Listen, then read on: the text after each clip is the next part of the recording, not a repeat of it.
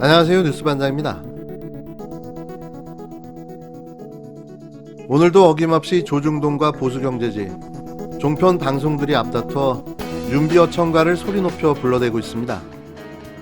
이미 그를 검찰당 총수로 유력한 차기 대권주자로 만들고 싶은 의지가 활활 타오르는 거죠. 물론 윤 청장도 싫지 않은 분위기인데요. 자신을 차기 대권 여론조사에서 빼달라거나 대선 후보로 언급하지 말아달라는 어떠한 요청도 부정도 하지 않고 있습니다. 5일에는 2017년 중앙지검장 시절 흑석동 시장에서 자신의 운전기사와 순댓국밥을 먹는 영상이 유튜브를 통해 공개됐는데요. 이 영상을 조중동 기레기들이 극찬하기 시작한 거죠. 윤석열은 소탈한 면모가 있다. 격이 없는 청장이다. 서민적이다라며 윤석열 빨아주기가 시작됐는데요. 제가 부끄러워서 고개를 못 들겠습니다. 범죄 혐의만 6개, 7개에 달하는 현직 검찰청장을 해임시켜도 모자랄 판에 빨아주게 되며 계속 띄워주고 있는 건데요. 대한민국이 법기술자의 농간에 놀아나고 있는 거죠. 이는 이미 얼마 전 대검 브라인드에 올라온 글을 공개하며 같이 근무한 모든 사람들을 잘 챙기는 정 많은 스타일의 수사 실력까지 갖춘 역대급 리더라는 극찬을 해댔었는데요. 손발이 다 오그라들 지경입니다. 오늘도 그들의 윤비어 청가 메들리가 계속됩니다. 윤석열 검찰청장이 직원들과 순댓국집에서 식사하는 장면이 담긴 유튜브 영상이 5일 네티즌 사이에 화제가 되고 있습니다. 지난달 28일 한 유튜버는 순댓국집에서 만난 윤석열 검찰청장이라는 제목의 21초짜리 영상을 올렸는데요. 그는 당시 서울중앙지검장이었던 윤 청장을 서울 동작구 흑석동에 시장에 있는 한 허름한 순댓국집에서 만났다고 밝혔습니다. 윤 청장은 2017년 5월부터 2019년 7월까지 중앙지검장을 역임했는데요. 이 영상엔 유튜버의 옆 테이블에 앉은 윤 청장이 운전기사 등 중앙지검 직원들과 동석해 순댓국을 먹는 모습이 담겨 있습니다. 법조계에 따르면 기관장이 자신의 운전기사와 함께 식사하는 경우는 흔치 않다고 전했는데요. 이게 왜 흔치 않는 일이죠? 이게 법조계에서는 대단한 일인가 봅니다. 겸상도 안 하는데 겸상을 했다는 거죠. 이게 소탈한 겁니까? 한편 지난달 30일에도 직장인 익명 게시판인 대검 브라인드에 윤 청장에 관한 글이 올라와 화제가 된 바가 있는데요. 글쓴이는 윤 청장은 같이 근무하는 8급 수사관, 청소하는 같은 층 여사님까지 진심으로 챙긴다며 그냥 박찬호 같이 말하는 거 좋아해서 정이 많은 스타일이라고 그를 평가했습니다. 갑자기 쏟아져 나오기 시작한 미담과 그의 인간미 넘치는 일화들. 이건 뭘 의미하는 걸까요? 윤석열의 정치 시작을 알리는 시동 소리로 들리는데요. 선거 전문가가 본격적으로 붙은 듯 보입니다. 전문가의 손길이 느껴지는 건 저만 눈치챈 걸까요? 진실은 침몰하지 않습니다. 2021년으로 해는 바뀌었지만 검찰개혁은 흔들림 없이 진행되어야 할 텐데요. 21일 새해부터 윤석열 청장과 관련된 비위 정황들이 곳곳에서 모습을 드러내고 있습니다. 아무리 숨기려 해도 진실은 어김없이 우리들 앞으로 다가와 그 실체를 드러내 보여줍니다. 검언유착 사건으로 알려진 채널A 이동재 기자와 한동훈 검사장의 사건.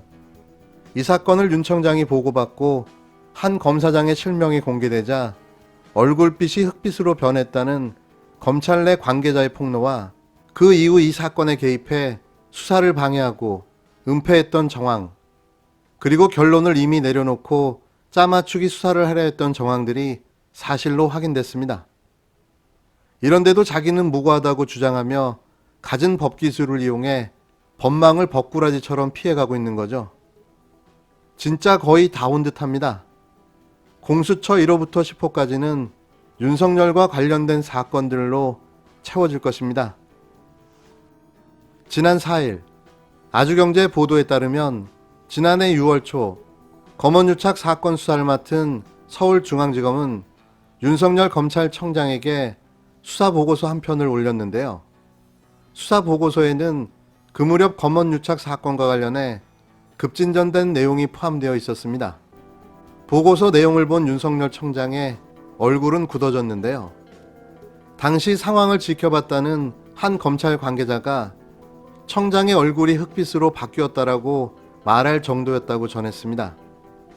보고서에는 채널A 백모 기자로부터 녹취록을 확보했다는 것과 그 내용의 요약이 담겨 있었는데요. 당시 무엇보다 청장을 당황시킨 것은 그때까지만 해도 성명불상의 검찰 고위 관계자가 한동훈 부산지검 차장검사로 특정됐다는 점이었을 것으로 보입니다. 당초 윤 청장은 검언유착 사건과 관련해 수사에서 손을 떼겠다고 밝혔는데요. 자신의 최측근이 사건에 연루됐다는 의심을 받는 이상 공정성을 의심받을 수밖에 없었기 때문이죠. 수사 지휘권은 대검 부장단 회의로 넘어갔는데요.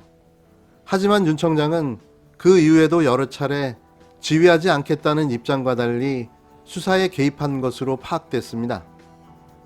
4일 아주경제 취재를 종합하면 윤 청장은 검언유착 수사팀이 백 기자의 휴대전화에서 찾은 한동훈 법무연수원 연구위원과 이동재 전 채널A 기자가 나눈 대화 녹음 파일을 보고하자 돌연 입장을 바꾼 건데요.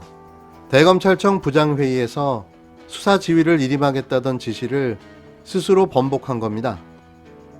이 녹음 파일에는 한 검사장과 이 전 기자가 유시민 노무현재단 이사장을 두고 유시민도 강연 같은 거 한 번 할 때 3천만 원씩 받지 않겠느냐, 주가 조작 차원이라는 내용으로 나눈 대화가 담겨 있는데요. 이 전 기자는 그때 말씀하신 것도 있고 수사는 수사대로 하되 백 기자를 시켜 유시민을 찾고 있다는 발언도 했는데요. 여러 검찰 관계자는 해당 내용을 보고한 뒤 윤 청장이 완전 돌변했다고 증언했습니다. 한 검찰 관계자는 보고를 받고 윤 청장 낯빛이 흑빛이 됐다고도 밝혔는데요. 최측근인 한 검사장이 연루된 사건을 지휘하는 게 부적절하다는 비판이 나오자 윤 청장은 지난해 6월 3일 검언유착 수사는 청장 보고 없이 대검 부장회의가 지휘감독하라고 지시했습니다. 이런 내용은 대검이 서울중앙지검에 보낸 공문에서도 확인되는데요.